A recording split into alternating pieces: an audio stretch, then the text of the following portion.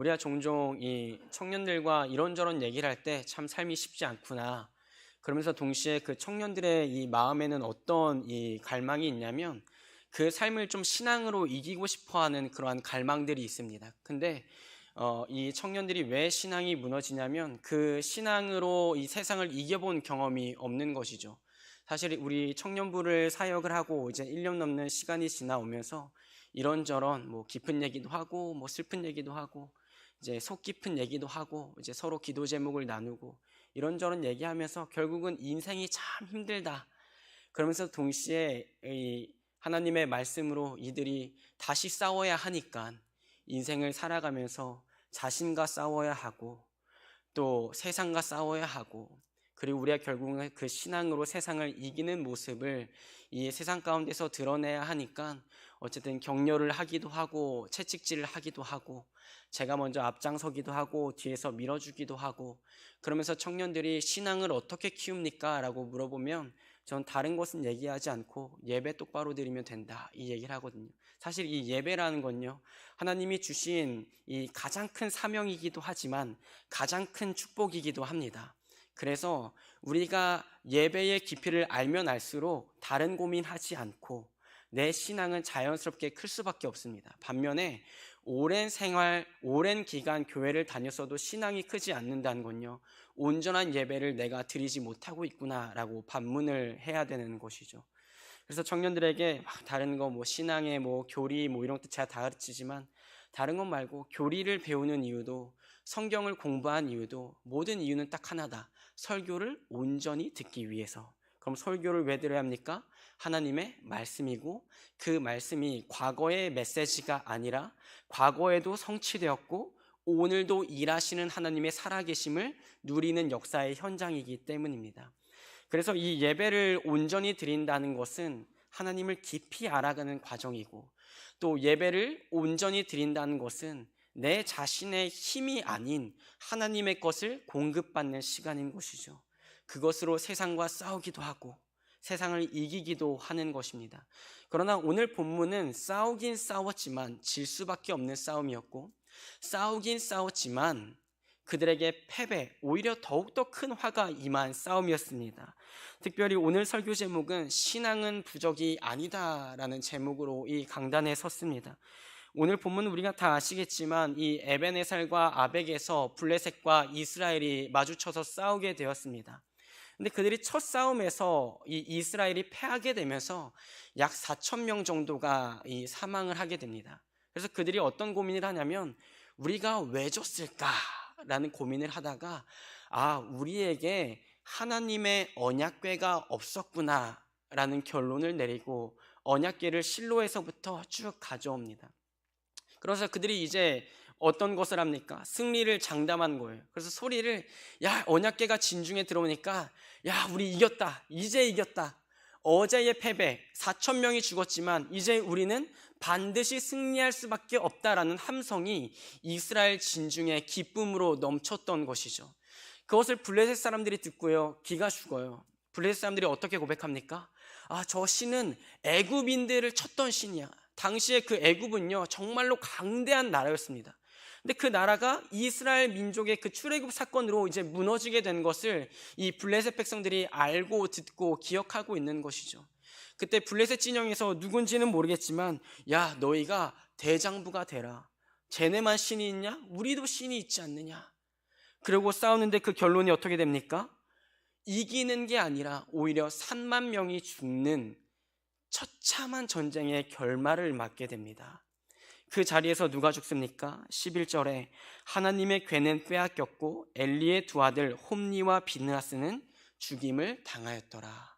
언약궤가 무엇입니까? 하나님의 발등상이었습니다. 하나님이 임재하시는 곳이었습니다. 하나님의 약속이 담긴 것이었습니다. 그 언약궤가 이스라엘 진중에 도착했습니다. 한마디로 생각하면 정리하면 그 이스라엘 진중에 하나님이 친히 임재하셨다고 이스라엘 백성들은 믿고 있었습니다. 그들은 분명히 믿음이 있었습니다. 어떤 믿음이요? 이제 하나님이 우리와 함께 계시니까 이 전쟁은 이길 수밖에 없다는 믿음이 있었습니다. 하지만 그들의 믿음은 처참히 무너졌습니다. 그 이유를 찾아보려면 사무엘상 2장 17절로 올라가야 됩니다. 이 소년들의 죄가, 이 소년은 이 홈리와 비느하스를 얘기합니다. 이 소년들의 죄가 여호와 앞에 심히 크면 그들이 여호와의 제사를 멸시함이었더라. 이 언약궤를 메고 전쟁의 앞에 누가 섰습니까? 홈리와 비느하스가 섰습니다. 이스라엘 백성의 사기와 용기는 제일 최대치로 올라갔습니다. 하나님이 우리와 함께 계신다. 언약궤가 우리와 함께 있으니까 우리는 반드시 이길 수밖에 없다. 하지만 오히려 더 처참하게 져버린 것이고, 대제사장의 사사의 두 아들은 심지어 죽어버렸고, 그 하나님의 현현이라고 생각됐던 그 언약궤는 이방인들에게 빼앗겨 버렸습니다. 그것이 무엇을 의미합니까? 하나님이 거짓신을 의미한 것은 아닙니다. 그들에게는 언약궤가 그들의 신앙의 부적이었습니다. 이것이 우리와 함께하면 우리는 성공한 인생이 될 수가 있다. 이것이 우리와 함께하면 우리는 이길 수밖에 없다. 하나님을 신으로 생각한 것이 아니라 자신들의 승리의 부적으로 여긴 것이죠. 자신들의 이기기 위한 수단으로 생각했던 것이죠. 그들 마음 가운데는 여호와를 경외함이 있는 것이 아니라 우리의 어제의 수치와 굴욕을 이 언약궤가 이제 씻어줄 것이다 라고 생각했던 것입니다. 그들은 신앙생활을 한 것이 아니라 자신의 신앙을 마치 부적처럼 심령 가운데 새기고 있던 것입니다. 막연하게 내가 하나님과 함께 있다고 믿었고, 그 안에 하나님을 경외함은 없지만 우리와 언약궤가 함께하기 때문에 우리 인생은 어차피 잘 될 수밖에 없다라는 막연한 믿음이 있었던 것이죠. 얼마나 두려운 얘기입니까? 언약궤가 그들 옆에 있었습니다. 그들에게는 믿음도 있었습니다. 하지만 그 언약궤와 믿음이 방향이 잘못되었던 것이죠. 정작 그 언약궤에는 하나님이 함께 계시지 않았습니다. 정작 그들이 믿음은 있었지만 하나님을 향한 믿음은 아니었습니다. 이게 우리 인생으로, 우리 말씀으로, 우리 인생에 이 말씀이 찾아올 때 우리가 무엇을 고민해야겠습니까? 나도 혹시 나의 신앙생활을 부적처럼 믿고 따르고 있지 않은가? 교회가 한참 부흥될 때, 부흥하던 시기에 어떤 놀라운 일들이 있었습니까? 많은 교회가 세워지고 많은 성도들이 교회에 등록했습니다. 그것이 나쁘다고 얘기한 것이 아닙니다. 동시에 교회가 부흥하면서 타락하기 시작했습니다. 값싼 복음과 기복신앙이 교회 안에 빠르게 들어오기 시작했습니다. 교회를 다니면 당신은 잘 될 것입니다. 교회를 다니면 치유가 될 것입니다. 교회를 다니면 모든 일이 해결될 것입니다. 교회를 다니면 당신의 자녀들의 모든 일이 풀릴 것입니다. 기복신앙과 그 신앙을 교회가 선포하였고, 그 신앙으로 말미암아 교회가 안타깝지만, 물론 그것이 무조건 잘못됐다고 얘기하는 건 아니지만, 그것만이 강조된 교회들은 빠르게 쇠퇴하기 시작했습니다. 더욱더 큰 문제는 무엇입니까? 그것이 한국이 경제 성장을 하면서 어느 정도 맞물렸다는 것이, 교회에서 얘기하던 기복신앙의 그 말과 한국이 성장한 게 어느 정도 맞물리는 그 순간에 교회는 걷잡을 수 없는 성장을 하였고, 교회도 걷잡을 수 없는 성장을 해내었습니다. 하지만 그 결과가 무엇입니까? 기복신앙의 결과가 무엇입니까? 오늘날 한국교회는 말할 수 없을 정도의 비참한 현실을 맞이하고 있습니다. 교회에 오면 행복할 것이라고 막연한 얘기를 합니다. 하지만 우리 인생이 정말로 행복합니까? 정말 행복하다면 무엇으로 인해 우리가 행복해하고 있습니까? 그것이 하나님입니까? 하나님이 아닌 다른 것으로 인해 행복해하고 있습니까? 신앙은 부적이 아닙니다. 막연히 다닌다고, 막연히 연수가 채워졌다고, 막연히 죄송합니다, 저를 포함해서 직분의 자리에 서 있었다고 신앙은 자라지 않습니다. 그 자리에 있다고 해도 그것이 우리 일을 해결해 주지 않습니다. 모든 대부분 신앙의 선배들과 제가 경험한 바도 그렇지만 초신자 때의 그 신앙이 얼마나 즐겁습니까? 신호등에 서 있을 때 하나님 신호 좀 빨리 바꿔주세요. 그럼 신호가 바뀌거든요. 무슨 말인지 이해 가시죠? 진짜로 신호가 바뀐다는 게 아니라 그냥 뭐만 얘기해도 막 기도가 응답이 돼요. 어느 때요? 초신자 때. 그러나 신앙의 연수가 찰수록 하나님은 하나님의 뜻을 우리 인생에 넣어주시기 시작하면서 우리의 기도 제목이 이루어지지 않는 것 같죠. 내 욕심이 들어간 기도 제목은 하나님이 서서히 잘라내기 시작하시면서 하나님의 소원을 우리에게 말씀해 주실 때에 얼마나 내 모습과 상충되는 그 하나님의 비전과 내 꿈이 부딪히는 그 현장에 우리가 치열하게 기도하게 됩니까? 저는 우리 평화교회 성도들이 다 잘 됐으면 좋겠습니다. 목사님 말씀 따라 물질의 복도 좀 받고 좋은 사람들도 좀 우리 교회에 붙어서 선교와 전도에 힘썼으면 좋겠고, 영적인 힘이 넘쳐서 성령의 충만함이 항상 있어서 막 손 얹고 기도하면 막 치유가 되고 노란 이적의 현장이 있었으면 좋겠습니다. 하지만 그것들이 없을지언정 우리 안에 신앙이 하나님을 향했으면 좋겠습니다. 이단에 관한 목사님들 수요일 때 한번 말씀해 주셨는데, 이 최근에 나는 신이다라는 다큐멘터리가 굉장히 핫하게 떴습니다. 거기서 뭐 정명석도 다루고 뭐 아가동산 뭐 수많은 이단들 사이비를 다뤘습니다. 근데 놀라운 건 그 교주들도요 이적을 행하더라는 거예요. 미래를 맞추고 누군가의 질병을 고치고. 정말 중요한 것은 무엇입니까? 이단들도 그 일을 행하더라는 거예요. 제가 한참 신천지가 막 유행하기 시작했을 때 한참 돌았던 교회 내에 돌았던 얘기가 뭐냐면, 어떤 장로님이 이만희를 찾아가서 이제 이만희를 깨부수겠다고 찾아갔는데 이만희가 이런 얘기를 하더래요. 기도는 하고 오셨습니까? 그래서 옆방에 이제 기도방이 있으니까 기도하고 오시라고. 그래서 그 장로님이 기도를 했는데 환상 중에 이만희가 구름을 타고 자기한테 와서 신천지에 빠지셨다, 뭐 이런 얘기가 한참 유행이었습니다. 그게 뭐 진실인지 아닌지는 저도 어렸을 때 들은 얘기라 모르겠지만 결국 이 이단과 사이비에서도요 그 기적들이 일어난다는 거예요. 근데 그것들을 보고 우리가 신앙생활을 따라가서는 안 됩니다. 왜 이들이 언약궤를 가지고 전쟁터에 나왔을까요? 전에 자기의 믿음의 조상들이 이 언약궤를 짊어지고 나간 그리고 승리한 경험이 있었거든요. 대표적으로 무엇이 있습니까? 여리고성 전투가 있었습니다. 언약궤를 맨 앞에 들고 그 성을 돌았을 때에 그 마지막 날에 그 성이 무너졌거든요. 언약궤를 들고 하나님이 먼저 앞에 나가셔서 싸우신 경험들이 있었거든요. 근데 그들에게는 그 모양과 행태는 있었습니다. 모습은 분명히 있었습니다.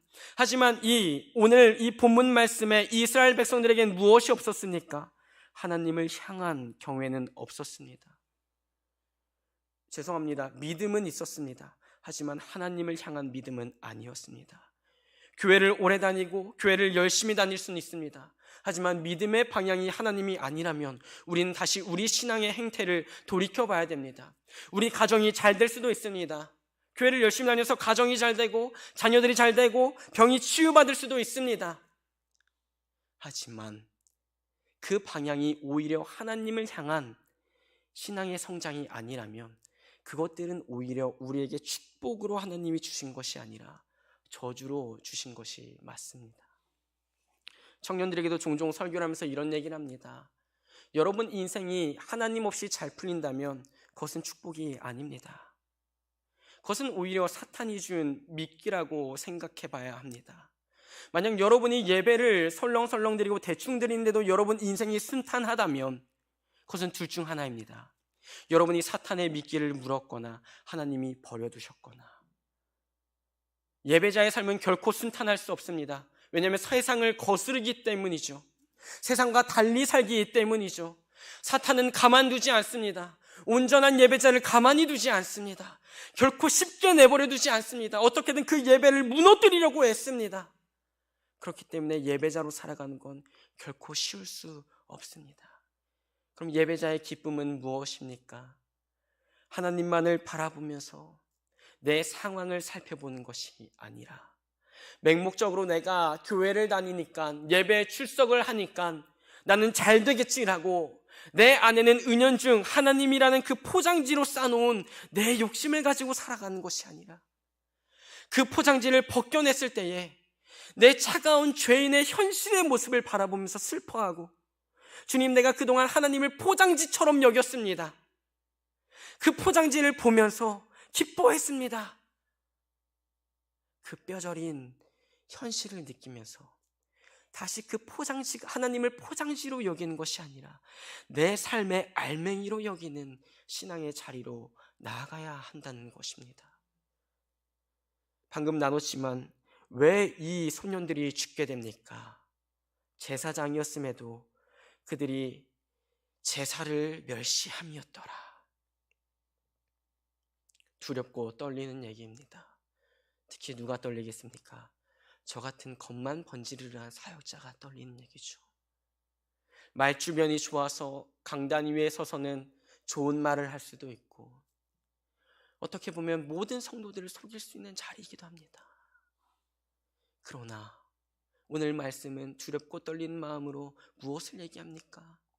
그래, 네가 언약궤를 메고 전쟁터에 갈 수도 있고, 혹여나 운이 좋아서 그 전쟁에서 너가 한두 번은 승리할 수 있지만 너의 말로는 홈리와 빈나스가 될 수밖에 없어. 그 언약궤는 하나님이 계시지 않기 때문에. 혹여나 강단에서 제가 설교를 하고 교육자들이 설교를 해서 성도들이 은혜를 받을 수는 있죠. 하나님의 때에 따라, 약속에 따라 성도들은 은혜를 받지만 제가 그 은혜를 누리지 못한다면 얼마나 비참한 사역자이겠습니까? 그래서 신앙은 부적이 아닌 것입니다.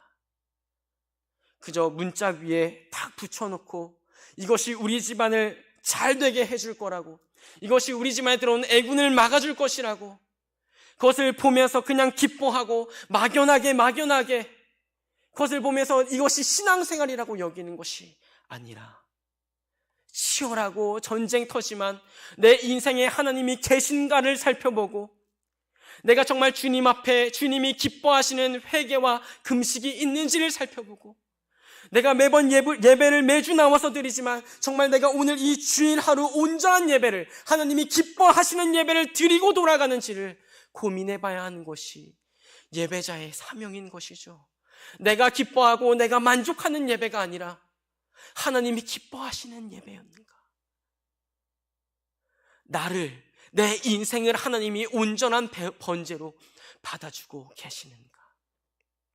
잠시 잘 풀리는 것으로 기뻐하는 것이 아니라, 잠시 안 되는 것으로 슬퍼하는 것이 아니라, 중심을 놓치지 않고 한 번의 예배를 포기하지 않고 한 번의 예배를 놓치지 않고 하나님이 영광 받으시는 예배의 그 자리의 현장에 있는 것, 그것이 예배자의 사명인 것입니다.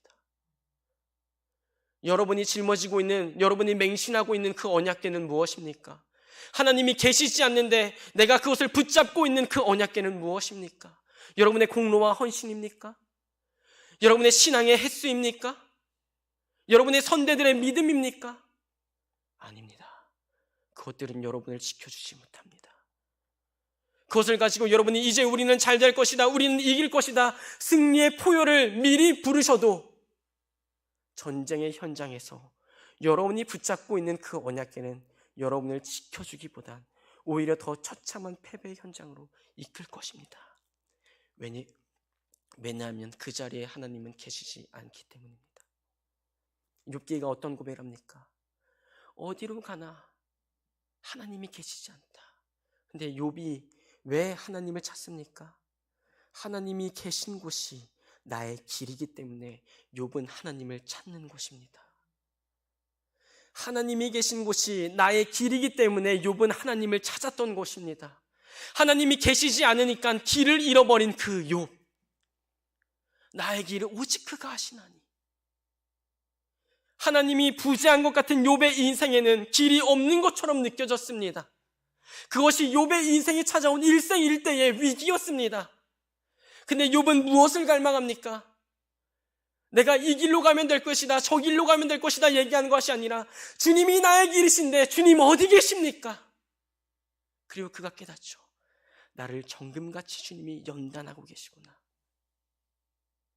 길이 보이지 않을 때도 욥은 신앙을 잃지 않았습니다. 길이 보이지 않을 때도 욥은 자신이 메고 있었던 언약궤를 찾지 않았습니다. 자신이 의지하던 것을 붙잡지 않았습니다. 친구들이 와서 흔들어도 그는 흔들리지 않았습니다.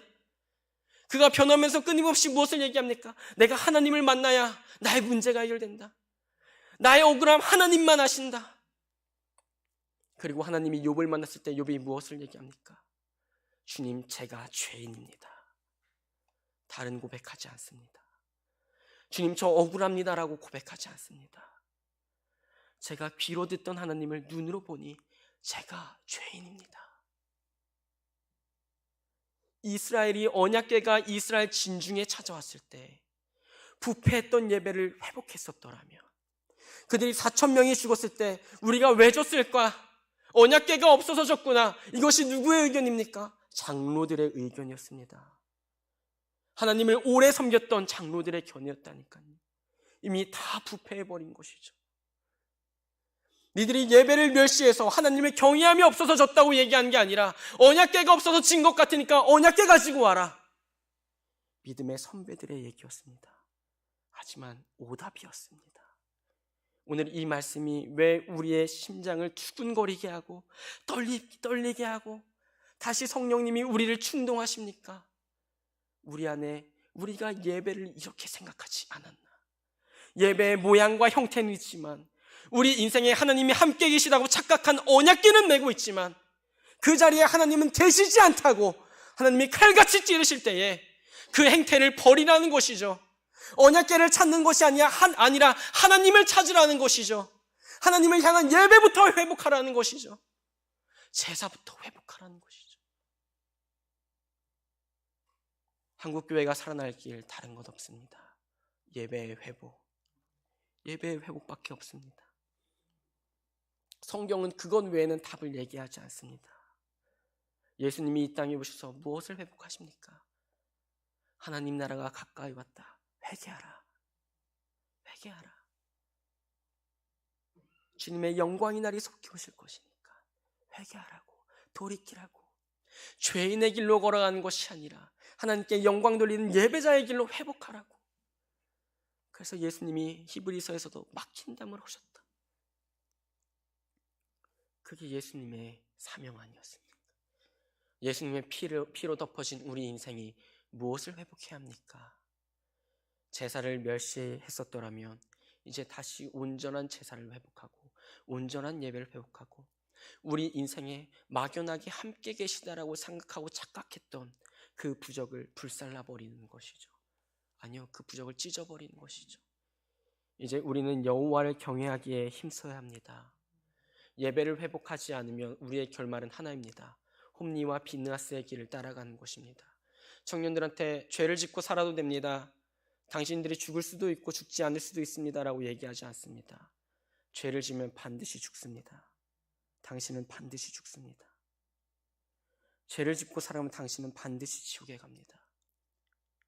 누군가는 지옥 설교를 하면 불편하다고 하지 말라고 합니다. 지옥 설교를 하지 않으면 천국 설교도 해서는 안 됩니다. 그러나 그 지옥 설교를 할 때, 지옥 얘기를 할 때 두렵고 떨리는 마음으로 맞습니다. 주님, 우리가 죄인입니다. 나 같은 죄인이 갈 곳은 지옥밖에 없습니다. 그러나 내가 다시 주님을 의지하오니 온전한 예배를 회복시켜 주시고 나를 불쌍히 여겨주셔서 홈리와 비느하스의 길로 걸어가는 것이 아니라 다시 예수 그리스도의 십자가의 길로 걸어갈 수 있는 우리가 되기를 소망합니다. 말씀을 마무리하려고 합니다. 신앙은, 예배는, 하나님은 결코 부적이 아닙니다. 하나님은 살아계시고 오늘도 홀로 영광 받으실 창조주이시자 구속주이십니다. 여러분의 신앙을 회복하십시오. 하나님으로 향하는, 하나님을 위한, 하나님을 향해 걸어가는 그 신앙의 길, 그 한 길, 오직 예수 그리스도를 회복하십시오. 그것이 아니면 그것은 우리 인생에 찾아온 부적 같은 언약궤일 수밖에 없습니다. 그것을 오늘 이 저녁에 던져버리고 장로의 예언을 듣는 것이 아니라 이 시대의 장로, 믿음의 선배들 얘기가 아니라 복음을 들으십시오. 복음을 귀담아 들으십시오. 그 복음이 오늘 다시 여러분을 살아나게 하고 그 복음이 오늘 다시 여러분을 온전한 십자가의 길로 걸어가게 할 줄 믿습니다. 제 잠시 기도하겠습니다.